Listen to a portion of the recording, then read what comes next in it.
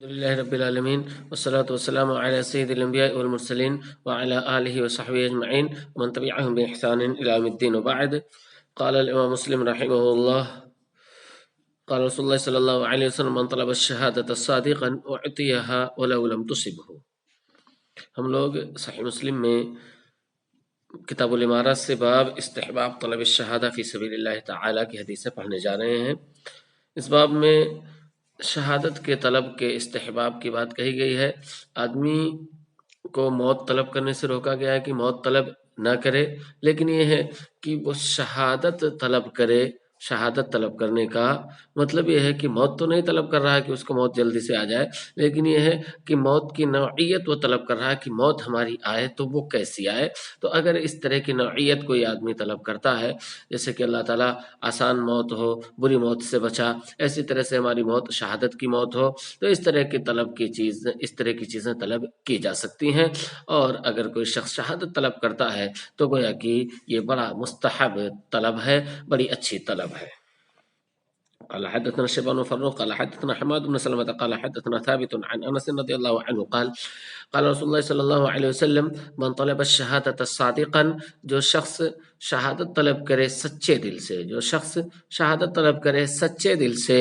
اعطیہا، تو اسے وہ شہادت دی جائے گی، اسے شہادت ملے گی. وَلَوْ لَمْ تُصِبْهُ، اگرچہ یہ چیز اس کو نہ پہنچے. یعنی آدمی اگر شہادت طلب کرتا ہے اور اس کو قتل نہیں کیا جاتا ہے، وہ میدان جہاد میں نہیں مارا جاتا ہے، میدان جنگ میں نہیں مارا جاتا ہے، بلکہ بستر پہ اس کا انتقال ہو جاتا ہے، تو بھی اس کو شہادت کا اجر دیا جاتا ہے، تو بھی اس کو شہادت کا اجر ملتا ہے. وہ شہید قرار پائے گا بشرط یہ کہ اس کی یہ طلب سچی ہو، سچے دل سے اس نے یہ طلب کیا ہو. اللہ رب العالمین اپنی حکمت کے تحت کبھی اسے میدان جنگ میں بھیجتا ہے اور کبھی میدان جنگ میں نہیں بھیجتا ہے، بلکہ بستری پہ اس کی وفات ہو جاتی ہے. تو کسی بھی جگہ پر اس کی وفات ہو، اگر اس نے سچے دل سے اس چیز کا مطالبہ کیا تھا، اللہ رب العالمین سے یہ چیز طلب کی تھی، تو اللہ رب العالمین اس کو اس کا اجر دے گا. من طلب الشہادت صادقا، جس نے سچے دل سے طلب کیا شہادت کو، اعطیہا، اس کو دی جائے گی. ولو لم تصبہ، اگرچہ اس کو نہ پہنچے. قال وحدثني ابو طاهر وحرملة بن يحيى واللفظ لحرملة قال ابو طاهر اخبرنا وقال حرملة حدثنا عبد الله بن وهب قال حدثني ابو شريح ان سهل بن ابي امامة بن سهل بن ابي حنيف حدثه عن ابيه عن جده ان النبي صلى الله عليه وسلم قال، نبی صلی اللہ علیہ وسلم نے فرمایا: من سأل الشہادت بصدق، جس نے سچے دل سے شہادت طلب کیا، بلغہ اللہ منازل الشہداء، تو اللہ رب العالمین اسے شہداء کے مقامات تک پہنچا دے گا. بلغہ اللہ منازل الشہداء، اللہ تعالیٰ اسے شہداء کے مقامات تک پہنچا دے گا. یعنی شہید کا جو مقام ہے، جو مرتبہ ہے، جو اجر اس کے لیے متعین ہے، وہ اس کے لیے طے ہو جائے گا. وَإِن مَاتَ عَلَى فِرَاشِهِ، اگرچہ وہ اپنے بستر پر انتقال کرے. ٹھیک، یہ دوسری روایت گویا کہ پہلی روایت کی مکمل تشریح کر دیتی ہے. ٹھیک، اب یہ تو چیز ہو گئی کہ طلب کرتا ہے کوئی شخص شہادت، تو اللہ رب العالمین اس کو اس کا اجر دیتا ہے. اگر کوئی شخص ایسا ہے کہ کبھی اس نے اپنے دل میں اس چیز کے بارے میں سوچا ہی نہیں، انتہائی درجے کا بزدل، انتہائی درجے کا ڈرپوک ہے، تو اس کا کیا معاملہ ہے، اس کی کیا مذمت بیان کی گئی ہے، یہ باب آگے آ رہا ہے. باب ذم من مات، باب ہے اس شخص کی مذمت کے سلسلے میں کہ جو مر جائے، ولم یغزو، اور غزوہ نہ کرے، ولم یحدث نفسه بالغزو، اور اس نے کبھی اپنے دل میں غزوہ کے بارے میں سوچا بھی نہ ہو، اور اس نے اپنے دل کو کبھی غزوہ کے لیے کہا بھی نہ ہو کہ ضرورت پڑنے پر ہم بھی نکلیں گے، ضرورت پڑنے پر ہم بھی اللہ رب العالمین کے لیے اپنی جان لٹا دیں گے.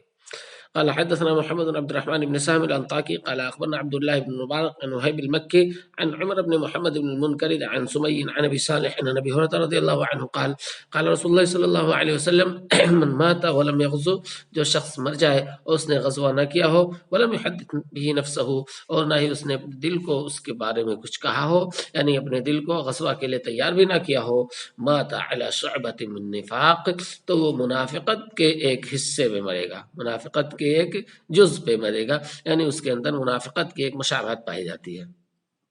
جی، اگر کوئی شخص کبھی اپنے دل میں اس کا خیال بھی نہ لائے کہ اللہ کے راستے میں اپنی جان کو لٹا دیں گے، تو اس کے اندر منافقوں کی شباہت پائی جاتی ہے، منافقت کی ایک شبیہ کے ساتھ وہ مرے گا. کیا ہے منافقت کے شبیہ؟ منافقین کی صفت جو بتائی گئی ان میں سے وہ کہ وہ لڑائی کے وقت پیچھے رہ جاتے ہیں، لڑائی کے وقت پیچھے رہ جاتے ہیں، جیسا کہ غزوہ احد کے سلسلے میں آپ لوگوں نے پڑھا کہ یہ منافقین تھے جو 300 کی تعداد میں تھے، اور رسول پاک صلی اللہ علیہ وسلم نے جب احد کے میدان میں ان کو سیٹ کرنا چاہا تو یہ پیچھے ہٹ گئے اور لڑائی میں حصہ نہیں لیے۔ تو یہ منافقین کی خصلتیں ہیں، تو کہا کہ یہ بھی گویا کہ منافق ہوگا اگر اس نے کبھی اپنے دل میں سوچا بھی نہیں کہ اللہ کے راستے میں اپنی جان کو لٹا دیں گے۔ یعنی منافق کی جو خصلت ہے کہ وہ اللہ اور اس کے رسول کے لیے اپنی جان لٹانے سے کتراتے ہیں، اسی طرح سے گویا کہ یہ بھی کترا رہا ہے، تو وہ صفت اس کے اندر بھی پائی جاتی ہے۔ ماتا علی شعبۃ من نفاق، تو نفاق کی ایک خصلت پہ مرے گا۔ قال ابن سہم قال عبداللہ بن مبارک فنورا، عبداللہ بن مبارک کہہ رہے ہیں کہ ہم خیال کرتے تھے، فنورا تو ہم گمان کرتے تھے، ان ذالک کان علی عہد رسول اللہ صلی اللہ علیہ وسلم، کہ یہ چیز رسول پاک صلی اللہ علیہ وسلم کے زمانے کے لیے تھی، یعنی ہم گمان کرتے تھے کہ یہ چیز رسول پاک صلی اللہ علیہ وسلم کے زمانے کے لیے تھی، یعنی اگر اللہ کے رسول صلی اللہ علیہ وسلم کے زمانے میں کسی شخص نے اتنا ارادہ نہیں کیا تو وہ منافق قرار پائے گا، لیکن دیگر علماء نے عبداللہ بن مبارک رحمہ اللہ کی اس بات پر اتفاق نہیں کیا، بلکہ قیامت تک کے لیے اس کو عام مانا ہے کہ آدمی کو ہمیشہ اپنے دل میں یہ بات رکھنی چاہیے کہ ضرورت پڑنے پر ہم اللہ رب العالمین کے لیے اپنی جان ضرور لٹا دیں گے۔ اگر کوئی شخص اس طرح کی کوئی چیز نہیں سوچتا ہے، اگر اس کے دل میں ضرورت پڑتی ہے، محسوس ہوتا ہے کہ ضرورت پڑنے پر اللہ رب العالمین کے لیے ہم کو اپنی جان لٹا دینی چاہیے، لیکن اپنے دل میں سوچتا ہے نہیں ہم اپنی جان نہیں گنوائیں گے، ہم اپنی جان نہیں لٹائیں گے، تو گویا کہ اس کے اندر منافقت کی صفت پائی جاتی ہے۔ ٹھیک، باب ثواب من حبسه عن الغزو مرض او عذر آخر، آگے ہے کہ اگر کوئی شخص غزوہ نہ کر سکے کسی بیماری کی وجہ سے یا کسی اور عذر کی وجہ سے تو اس کا ثواب کیا ہے؟ یعنی غزوہ کرنا چاہتا ہے، لڑنا چاہتا ہے، لیکن وہ معذور ہے، وہ بیمار ہو گیا، تو اس کو بھی ثواب ملے گا یا نہیں ملے گا؟ دیکھیں حدیث بتاتی ہے کہ اس کو بھی بھرپور ثواب ملے گا۔ قال وحدثنا عثمان بن ابي شيبه قال حدثنا جرير عن الاعمش عن ابي سفيان عن جابر رضي الله عنه قال كنا مع النبي صلى الله عليه وسلم في غزات، کہہ رہے ہم رسول پاک صلی اللہ علیہ وسلم کے ساتھ ایک غزوہ میں تھے، فقال، تو آپ صلی اللہ علیہ وسلم نے فرمایا، ان بالمدینہ لرجالا، یقیناً مدینہ میں کچھ لوگ ہیں، یقیناً مدینہ ہی میں کچھ لوگ ہیں جو ہمارے ساتھ اس غزوے میں نہیں آ سکے ہیں، وہ مدینہ میں موجود ہیں، لیکن ماسر تم مسیرن، تم نہیں چلے ہو کسی بھی جگہ پر، ماسر تم مسیرن، تم نہیں چلے ہو کسی بھی جگہ پر، ولا قطعتم وادیا، اور نہ ہی پار کیے ہو کوئی وادی، الا کانوا معکم، مگر یہ کہ وہ تمہارے ساتھ تھے، ہے مدینہ میں، وہ ہیں مدینہ میں، لیکن تم جہاں جہاں جن جن سڑکوں پر چلے ہو، جن جن وادیوں سے گزرے ہو، ان سڑکوں پر وہ بھی چلے ہیں اور ان وادیوں میں وہ بھی گزرے ہیں۔ حبسہم المرض، مرض نے ان کو روک رکھا ہے، بیماری نے ان کو مدینہ میں روک رکھا ہے، تو ان سڑکوں پر چلے ہیں اور ان وادیوں سے گزرے ہیں، کیا مطلب ہے؟ یعنی اجر و ثواب جو تمہارے لیے لکھا جاتا تھا ان سڑکوں پہ گزرنے کا، قدم قدم پر قدم قدم اللہ کے راستے میں اٹھانے کا، اسی طرح سے ان کے لیے بھی برابر ثواب لکھا جاتا تھا، بس وہ بیمار ہو گئے، وہ آ نہ سکے، اس وجہ سے وہ معذور سمجھے جائیں گے اور ان کے اجر میں کوئی کمی نہیں کی جائے گی، جس طرح سے تمہیں اجر دیا جا رہا ہے ہر قدم پر، اسی طرح سے ان کو بھی ہر قدم پر پورا اجر ملتا رہے گا۔ قال وحدثنا يحيى قال حدثنا ابو معاويه قال وحدثنا ابو بكر بن ابي شيبه وابو سعيد الاشج قال حدثنا وكيع قال وحدثنا اسحاق بن ابراهيم قال اخبرنا عيسى بن يونس كل من العمش بهذا الاسناد غير ان في حديث وكيع الا شريكوكم في الاجر، ان کی حدیث میں وکیع کی جو حدیث ہے اس میں وضاحت موجود ہے، الا شریکوکم فی الاجر، مگر کہ وہ لوگ شریک رہے ہیں تمہارے اجر میں، مگر یہ کہ اجر میں وہ تمہارے برابر کے شریک رہے ہیں، جو جو اجر تم کو ملتا رہا ہے برابر ان کو بھی وہ اجر ملتا رہا ہے، ان کا بھی ثواب اتنا ہی لکھا جاتا رہا ہے۔ ٹھیک، آگے باب ہے کہ خشکیوں ہی میں صرف لڑائی نہیں بلکہ سمندروں میں بھی لڑائی ہوگی، اور اس میں جو اپنی جان لٹائے گا وہ بھی بڑا اللہ رب العالمین کے ہاں مقام والا ہے۔ ٹھیک، اللہ رب العالمین کیا، وہ بھی بڑے مقام والا ہے، بڑی عزت والا ہے۔ ٹھیک، گویا کہ یہاں پر دیکھیں مکہ اور مدینہ اور اسی طرح سے جزیرۃ العرب جہاں پر سمندر نہیں ہے بیچ میں، سمندر تو بعد میں ہے، یہاں پر اشارہ کیا جا رہا ہے کہ سمندروں کی لڑائیاں بھی ہوں گی اور بیرونی فوجیں جو سمندری طاقتیں رکھتی ہیں، جو بحری طاقتیں ہیں، وہ تم کو ستانے کی کوشش کریں گی، تو ضروری ہے کہ ان کے لیے بھی تیاری کی جائے، ان سے ٹکر لینے کی اور ان سے بھی مقابلہ کیا جائے۔ تو اسی سلسلے میں اللہ کے رسول صلی اللہ علیہ وسلم نے ترغیب دی ہے کہ سمندری لڑائیوں سے بھی پیچھے نہ ہٹا جائے۔ ٹھیک، باب فضل الغزو فی البحر، سمندر میں غزوے کی فضیلت۔ قال حدثنا يحيى بن يحيى قال قرات على مالك عن اسحاق بن عبد الله بن ابي طلحه عن انس بن مالك رضي الله عنه ان رسول الله صلى الله عليه وسلم كان يدخل على حرام بنت ملحان، کہ اللہ کے رسول صلی اللہ علیہ وسلم آتے تھے حرام بنت ملحان کے پاس، علی حرام بنت ملحان، حرام بنت ملحان کے پاس آپ صلی اللہ علیہ وسلم آیا کرتے تھے۔ یہ حرام کون ہے؟ یہ حضرت انس رضی اللہ تعالی عنہ کی خالہ ہیں اور رسول پاک صلی اللہ علیہ وسلم ان کے محرم تھے، اس پر تمام علماء کا اتفاق ہے، اس پر تمام علماء کا اتفاق ہے۔ اب وہ حرمت والا رشتہ کون سا تھا، اس سلسلے میں دو قول ہے۔ ایک قول یہ ہے کہ رسول پاک صلی اللہ علیہ وسلم کی رضاعی خالہ تھیں، رسول پاک صلی اللہ علیہ وسلم کی رضاعی خالہ تھیں، یا یہ کہ آپ کے والد کی رضاعی خالہ لگتی تھی، آپ کے والد کی رضاعی خالہ لگتی تھی، گویا کہ یہ رضاعی خالہ تھی، گویا کہ یہ رضاعی خالہ تھیں آپ صلی اللہ علیہ وسلم کی۔ تو ان کے پاس آپ جایا کرتے تھے، آپ اپنے خالہ کے پاس جایا کرتے تھے، فتطعمہ، اور یہ آپ کو کھانا کھلایا کرتی تھیں۔ آپ ان کے پاس جاتے تھے، کوئی بھی کسی کے ہاں جائے گا اپنے خالہ کے ہاں تو خالہ اس کو کھانا پانی دیں گی ہی، تو خالہ ان کو نبی صلی اللہ علیہ وسلم کو کھانا کھلایا کرتی تھیں، جس طرح سے دیگر خالائیں اپنے بچوں کو جب ان کے ہاں جاتے ہیں، ان کی بہن کے بچے، تو ان کو کھانا پیش کرتی ہیں، تو ٹھیک اسی طرح سے یہ خالہ بھی نبی صلی اللہ علیہ وسلم کو کھانا پیش کرتی تھیں، فتطعمہ، وہ آپ کو کھانا کھلاتی تھیں۔ وکانت ام حرام تحت عبادہ بن صامت، کہ ام حرام عبادہ بن صامت کی بیوی تھیں، عبادہ بن صامت کی بیوی تھیں۔ یہاں پر ہے عبادہ بن صامت کی بیوی تھیں، بظاہر ایسا لگ رہا ہے کہ جب آپ صلی اللہ علیہ وسلم جایا کرتے تھے تبھی عبادہ بن صامت کی بیوی تھیں، لیکن اس واقعے کے بعد انہوں نے ان سے شادی کی تھی۔ حقیقت میں یہ ہے کہ اس واقعے کے بعد انہوں نے شادی کی تھی، جب اللہ کے رسول صلی اللہ علیہ وسلم نے یہ واقعہ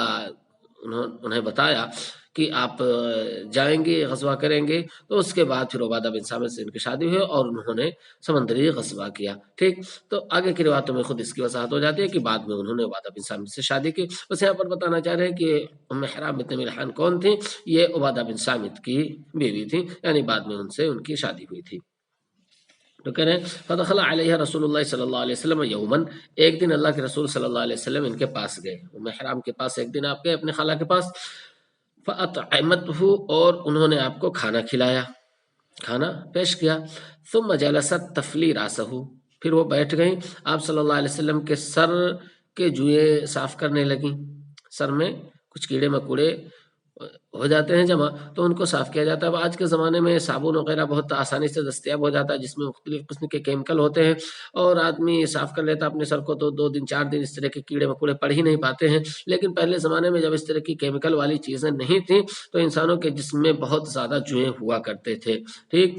تو اللہ کے رسول صلی اللہ علیہ وسلم بھی جب ان کے گھر جاتے تھے تو دیکھیں پہلے زمانے میں جو عورتیں ہوتی تھیں، اگر ان کا بھانجا بھتیجا ان کے گھر پہ جایا کرتا تھا تو کھانے پینے کے بعد پھر اسے حال چال لیتے ایک وقت اس کے سر وغیرہ کو صاف کرنے کی کوشش کرتی تھی، کنگھی کر دیں اس کے سر میں، اسی طرح سے اس کے سر میں اگر جوں وغیرہ ہو تو اس کو صاف کر دیں۔ تو ٹھیک اسی طرح کا معاملہ ام حرام اور رسول پاک صلی اللہ علیہ وسلم کا بھی تھا کہ یہ خالہ جب کھانا پانی پیش کر دیتی نبی صلی اللہ علیہ وسلم کو تو بیٹھ جاتی تھی، ان کے سر وغیرہ کو صاف کیا کرتی تھیں، کنگھا کیا کرتی تھیں، جوں وغیرہ نکالا کرتی تھیں۔ تو کہنے تو مجلست، پھر وہ بیٹھ گئے، تفلی رأسہ، آپ صلی اللہ علیہ وسلم کے سر سے جوں صاف کرنے لگے، تفلی جوں مارنا، جوں نکالنا۔ فنام رسول اللہ صلی اللہ علیہ وسلم، تو اللہ کے رسول صلی اللہ علیہ وسلم سو گئے، دوپہر کا وقت تھا، آپ صلی اللہ علیہ وسلم لیٹے تھے اور یہ سر سے جوں صاف کر رہی تھیں، اللہ کے رسول صلی اللہ علیہ وسلم کی آنکھ لگ گئی۔ ثم استيقظ وهو يضحك، تو پھر اچانک آپ جاگے ہنستے ہوئے، پھر آپ جاگے اس حال میں کہ آپ ہنس رہے تھے۔ قالت فقلت ما يضحكك یا رسول اللہ، تو کہنے میں نے کہا اللہ کے رسول صلی اللہ علیہ وسلم کون سی چیز آپ کو ہنسا دی ہے، کس چیز کی وجہ سے آپ ہنس پڑے ہیں؟ ما يضحكك، کون سی چیز ہے جو آپ کو ہنسا رہی ہے یا رسول اللہ، اللہ کے رسول صلی اللہ علیہ وسلم؟ قال، تو آپ صلی اللہ علیہ وسلم نے فرمایا ناس من امتی عرضوا علی غزاتن، میری امت کے کچھ لوگ ہیں جو میرے سامنے پیش کیے گئے، یعنی خواب میں پیش کیے گئے، غزاتن فی سبیل اللہ، وہ اللہ کے راستے میں غزوہ کرنے والے ہوں گے۔ میری امت کے کچھ لوگ ہیں جو میرے سامنے پیش کیے گئے، وہ اللہ کے راستے میں غزوہ کرنے والے ہوں گے۔ یرکبون ثبج ھذا البحر، وہ اس سمندر کی پشت پر سوار ہوں گے۔ ثبج مانے زہر کے ہوں، ثبج مانے زہر، پشت، پیٹھ، بیچ، تو ثبج مانے وسط بھی ہوتا ہے، بیچ بھی ہوتا ہے، اور پیٹھ بھی ہوتا ہے۔ تو سمندر کے اس بیچ و بیچ میں سوار ہوں گے۔ اور آپ صلی اللہ علیہ وسلم نے اشارہ کیا تھا بحر اخضر جسے کہا گیا، یعنی جو اس وقت بحر متوسط ہے، جو روم کے بغل میں سمندر پڑتا ہے۔ تو آپ صلی اللہ علیہ وسلم نے اشارہ کیا، کہا یرکبون ثبج ھذا البحر، اس سمندر کے پشت پر سوار ہوں گے، ملوکن علی الاسرتی، وہ بیٹھے ہوں گے بادشاہوں کی طرح سے اپنی مسہریوں پر، ملوکن علی الاسرتی، وہ اپنی مسہریوں پر بادشاہوں کی طرح بیٹھے ہوں گے، یعنی سمندر کی پیٹھ پر کشتیوں سے وہ جہاد کرنے کے لیے نکلیں گے۔ او مثل الملوک علی الاسرہ، تو بادشاہ بن کر بیٹھے ہوں گے، یا بادشاہوں کی طرح سے اپنی مسہریوں پر بیٹھے ہوں گے۔ یشک وجہما قال، راوی کا شک ہے کہ کیا کہا گیا تھا، ٹھیک۔ قالت، تو ام حرام کہنے فقلت، تو میں نے کہا یا رسول اللہ، اللہ کے رسول صلی اللہ علیہ وسلم، اتنی عظیم چیز ہے کہ بادشاہ جیسے مسہریاں ہوں گی ان پر بیٹھے ہوں گے، تو دعا کر دیجئے کہ میں بھی انہی میں سے ہو جاؤں، میں بھی انہی میں سے ہو جاؤں۔ یہ عورت ہے لیکن رغبت دیکھیے، کہنے ادعو اللہ ان یجعلنی منہم، اللہ کے رسول صلی اللہ علیہ وسلم دعا کر دیجئے کہ اللہ بھی مجھے بھی انہی میں سے بنا دے۔ فدعا لها، تو آپ صلی اللہ علیہ وسلم نے ان کے لیے دعا کر دی۔ ثم وضع راسه فناما، پھر آپ صلی اللہ علیہ وسلم نے اپنے سر کو رکھا اور پھر سو گئے۔ ثم استيقظ وهو يضحك، پھر آپ جاگے ہنستے ہوئے۔ قالت فقلت ما يضحكك يا رسول اللہ، کہ میں نے کہا اللہ کے رسول صلی اللہ علیہ وسلم کون سی چیز ہنسا رہی ہے آپ کو؟ قال ناس من امتی عرضوا علی غزاة فی سبیل اللہ، کما قال فی الاولی، جس طرح سے پہلے میں آپ نے کہا اس میں بھی آپ نے فرمایا۔ قالت فقلت یا رسول اللہ، میں نے کہا اللہ کے رسول صلی اللہ علیہ وسلم ادعو اللہ ان یجعلنی منہم، آپ دعا کر دیجئے کہ اللہ تعالیٰ مجھے بھی انہی میں سے بنا دے۔ قال، تو آپ صلی اللہ علیہ وسلم نے فرمایا انت من الاولین، تمہاری بات تو ہو گئی، پہلی جو گروہ میں نے پہلا گروہ جو میں نے دیکھا تھا، پہلی جماعت جو میں نے دیکھی تھی، اس کے بعد آپ کو بتایا تو آپ نے فوراً کہا کہ دعا کر دیجئے، تو میں نے دعا کر دی، تو آپ پہلے گروہ میں ہو گئی ہیں، پہلے گروہ میں شامل ہو گئی ہیں۔ جو پہلا گروہ لڑنے کے لیے جائے گا آپ بھی اس میں سے رہیں گی۔ انت من الاولین، تم پہلے گروہ میں سے ہو۔ فرکبت ام حرام بنت ملحان البحر، کہنے کہ ام حرام بنت ملحان سمندر کا سفر کی، فی زمان معاویہ، معاویہ رضی اللہ تعالی عنہ کے زمانے میں۔ کچھ روایتوں میں کہ حضرت عثمان رضی اللہ تعالی عنہ کے زمانے میں واقعہ پیش آیا تھا، حضرت امیر معاویہ اس وقت شام کے گورنر تھے، لیکن دیگر روایتوں کی روشنی میں ہی بات واضح ہوتی ہے کہ حضرت امیر معاویہ رضی اللہ تعالی عنہ ہی کے زمانے میں، ان کی خلافت کے زمانے میں یہ معاملہ پیش آیا تھا۔ یعنی وہ سمندری سفر یعنی رومیوں سے لڑائی کے لیے نکلی تھی اپنے شوہر کے ساتھ، عبادہ کے ساتھ، اور ان کے ساتھ معاملہ کیا پیش آیا، کہنے فسریعت عن دابتها، وہ اپنے چوپائے سے گرا دی گئی، یعنی ان کے چوپائے نے ان کو گرا دیا، وہ اپنے چوپائے سے گر پڑی۔ حین خرجت من البحر، جب وہ سمندر سے نکلی، جب وہ سمندر سے نکلی، یعنی سمندر کا سفر کرنے کی انہوں نے دعا کی تھی، اللہ کے رسول دعا طلب کی تھی، اللہ کے رسول صلی اللہ علیہ وسلم نے ان کے لیے دعا کی۔ وہ کشتی پر سوار ہو کے بادشاہوں کی طرح سے گئیں، لیکن اس کے بعد پھر وہ اللہ ہی کے راستے میں نکلے تھیں، اللہ کے راستے میں وہ شہید ہو گئیں۔ کہہ رہے ہیں خرجت من البحر، جب وہ سمندر سے نکلیں، سریعت عن دابتها، اپنے چوپائے سے وہ گر گئیں، فہلکت، اور وہیں انتقال کر گئیں۔ ٹھیک، تو یہاں پر امام مسلم کیا بتانا چاہ رہے ہیں کہ اگر کوئی شخص تمنا کرتا ہے شہادت کی، اور وہ میدان کارزار میں نہیں مارا جاتا ہے بلکہ اس سے پہلے ہی اس کی وفات ہو جاتی ہے، یا یہ کہ وہ صرف اللہ کے راستے میں نکلا تھا لڑنے کے لیے لیکن وہاں تک پہنچ نہیں سکا، راستے ہی میں مر گیا، تو بھی وہ شہید قرار پائے گا۔ ٹھیک، اور دوسری چیز ثابت ہوئی کہ سمندری لڑائی کی بھی بڑی فضیلت ہے، اور اسی سمندری لڑائی کی وجہ سے رومی سلطنت کو شکست ہوئی، اور جس طرح سے ایرانی سلطنت ٹوٹی، فارسی سلطنت، اسی طرح سے رومی سلطنت مسلمانوں کے ہاتھوں ٹوٹی، کیونکہ وہ بحری طاقتیں بہت بڑی تھیں، ان کو بحری طور پر بھی سزا دینا ضروری تھا، لہٰذا جب بحری فوجیں بھی مسلمانوں کی مضبوط ہوئیں تو یہ ساری کی ساری طاقتیں پسپا ہو گئیں، اور مسلمانوں نے روم اور ایران، جو روم و فارس پہلے کہلاتا تھا، ان پر اسلامی جھنڈے لہرائے. ٹھیک. السلام علیکم ورحمۃ اللہ وبرکاتہ.